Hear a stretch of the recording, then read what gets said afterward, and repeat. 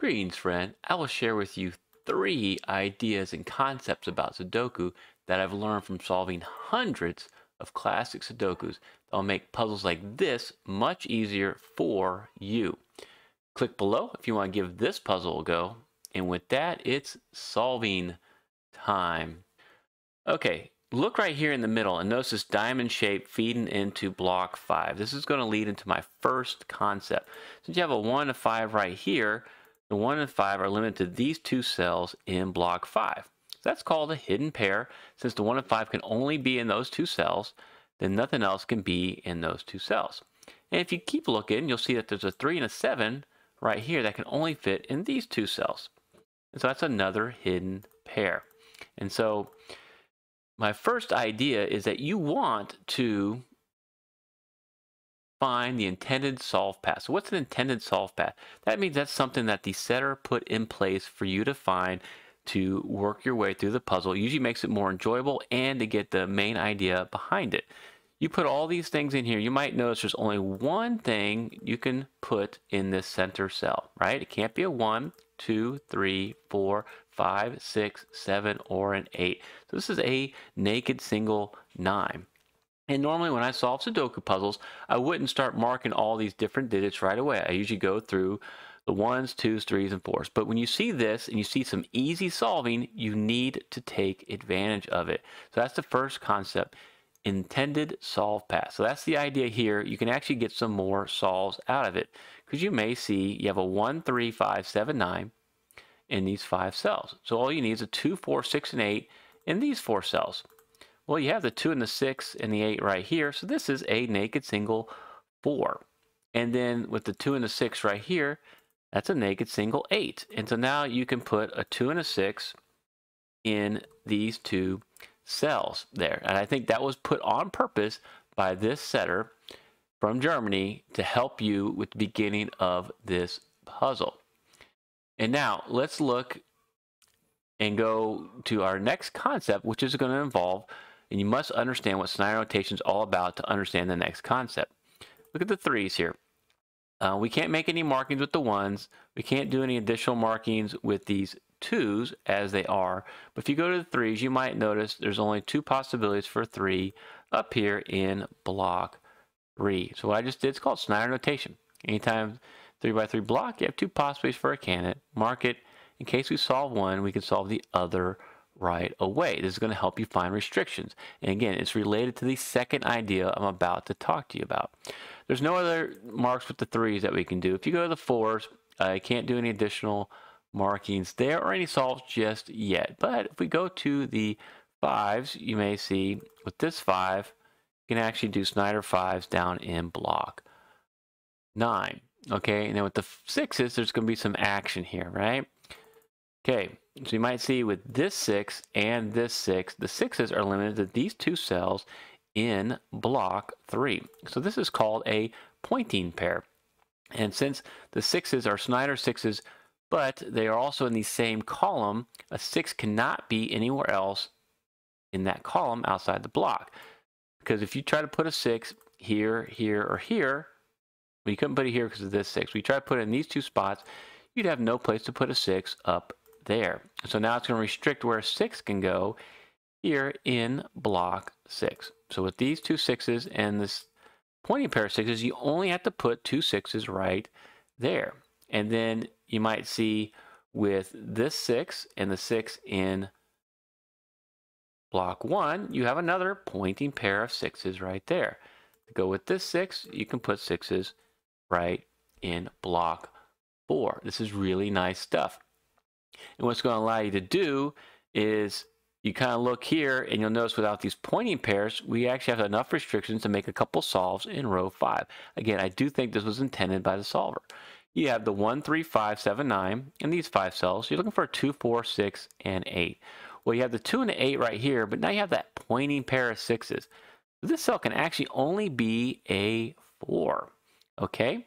And then if you look over here in this cell, now you got a 2, 4, and a 6 right there. The only number left, and it has to be even, is an 8. And so you can give yourself a nice 2, 6 naked pair in row 5. Okay, and this is part of that second idea I'm going to reveal to you after we go through the 7s here. Okay, with the 7s, you have Snyder 7s in block 2, and then also in block 8.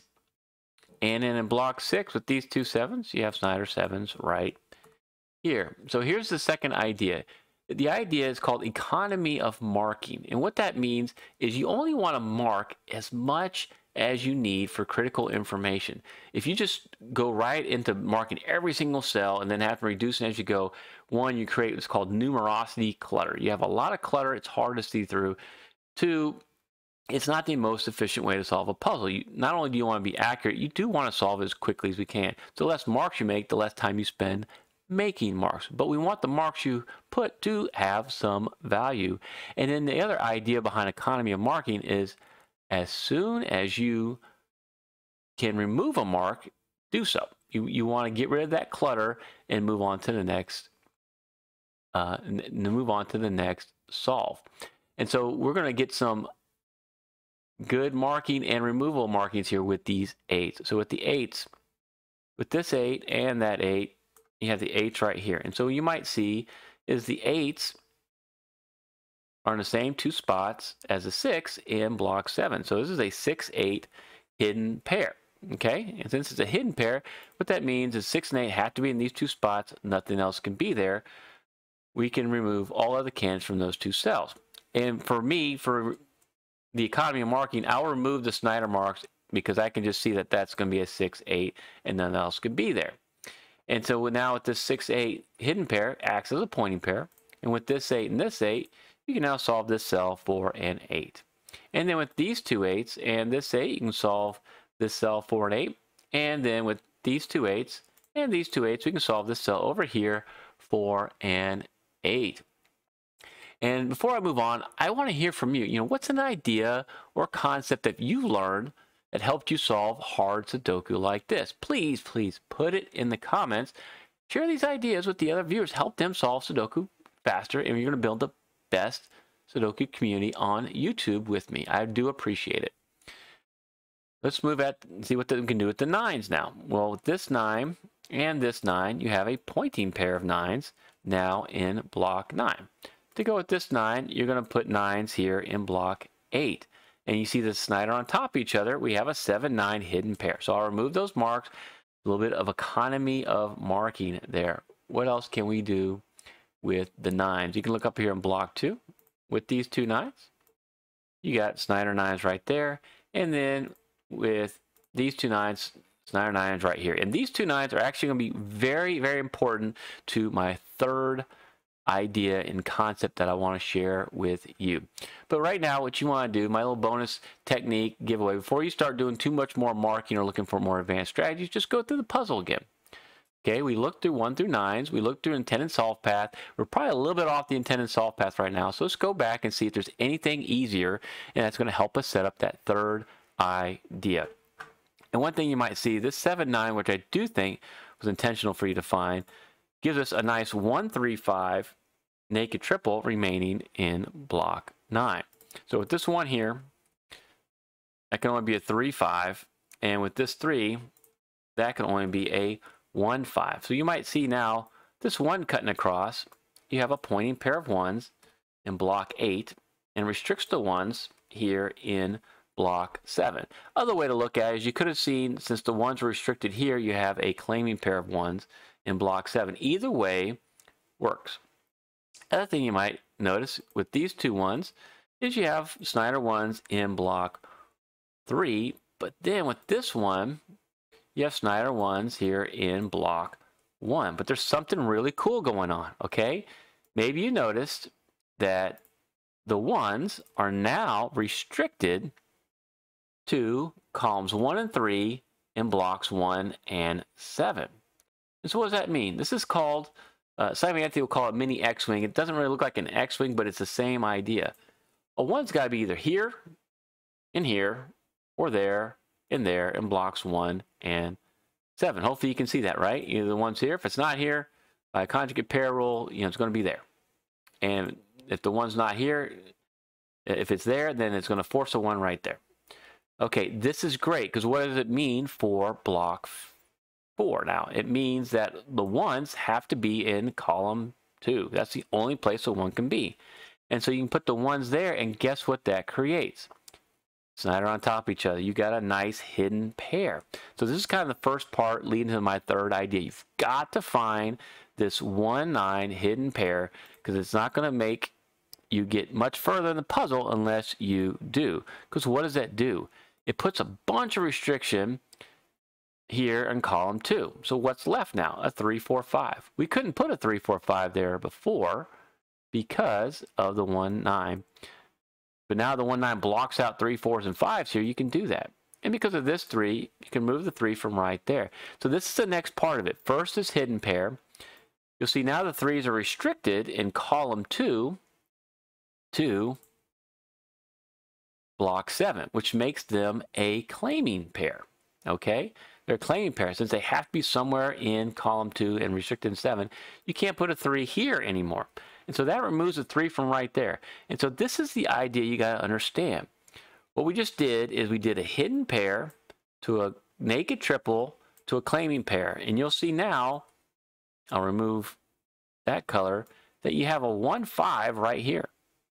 And this 1, 5 now is going to act as a pointing pair. It's going to allow us to make a solve along row 9. And you wouldn't be able to do it without all 3 of those awesome, actually say 4 awesome combinations. So the third idea is you've got to find these Sudoku combinations. So we have a hidden pair to a naked triple to a claiming pair to now this naked pair that acts as a pointing pair. Because now you can see right here, we're going to be able to solve this cell for a 3. And it's a 3 in the corner. Bum, bum, bum. Now let's see how far that's going to take you in this puzzle before we get stuck again. Because these 3 concepts you can keep looking for again. You know, what's the unique and intended solve path? And then economy of marking. How can we add and remove marks that make the most sense? And of course, use our solving combinations to get the most value out of this puzzle. So we've got 2 ways we can go here. With this 1, 5, you can no longer need a 5 right there. And then with this 3, you're going to see that we bump out a Snyder 3. So which one do you do? Well, we can do both. So this is now a 3, 4 naked pair, which means this cell has to be a 5. Okay? And then with this 3, you actually displace that Snyder 5 right there, so we can solve that.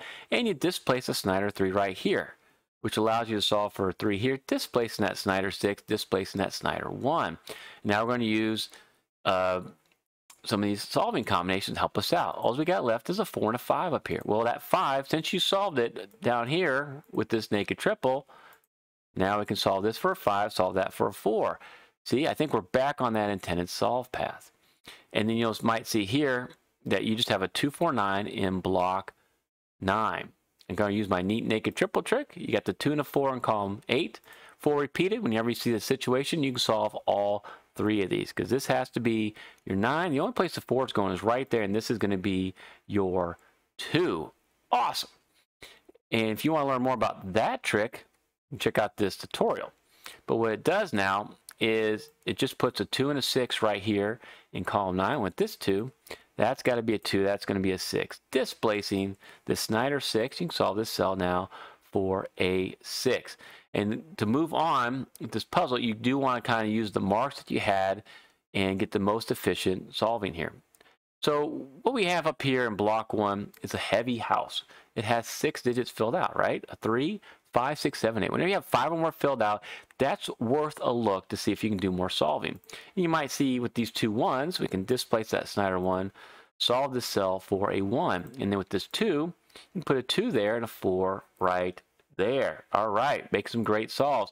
And now this 1 is going to allow you to disambiguate the 5 and the 1 right there. So we're getting some great marking removed. The more marks I remove as I go along, the closer I know I'm getting to the end of the puzzle. And this is going to help us even more. Okay, you got these 2 4s in this 4. You can solve for a 4 right there. Only thing I don't see in column 3 is a 3. So we can solve that for a 3. Displacing the 7 and the 3 right there. Awesome. All right. And so now you can displace this Snyder 7. Just kind of gobble up those marks. We have a full house here in column 7. Only thing I see missing is a 9, which is going to allow you to disambiguate the 1, the 9 right there. Let's keep this up, right? Because what we have right here is just need a 1 and a 5 because of that 1. There's your 1, there's your 5. And then we look and go, we don't have a 5 in block 4, so there's your 5, and there's your 2. Awesome. Now where can we take this? Look here in column 5. Because of this 6, that's a 2, that's a 6. You're going to be able to do I call it the right angle trick. 8 there, 6 right there. Look at all those great solves you just got. And then with this 4, you can clean up the 3 and the 4 right here. Looking good. So what do we have across here? A 1 and an 8. Well, that 8's going to help us out because that's got to be your 8. That's got to be your 1. Disambiguating the 5 and the 1 right there. How many more marks can we knock out, right? And so let's look up. We just need a 3 and a, well, we got a 3. We need a 4 and a 5 across row 2. All right, I see a 5 right there. I'm going to pull it on up. So that's a 5. That's got to be the 4. Awesome. And then across row 3, what do you just need? It looks like it's going to be a 9 and a 6. Well, with the 6, that's got to be your 6. That's got to be your 9. And now we can disambiguate the 9, the 7 down here in block 8. All right, and we can displace that Snyder 7. Solve for a 7 up in block 1, and I don't see a 3 up there. Awesome. And with these two 3s, I can go here, nope, 3, so it's got to be right there, and our last digit is a 2. Now challenge yourself to apply the 3 concepts you just learned to this next video. Thank you so much for watching.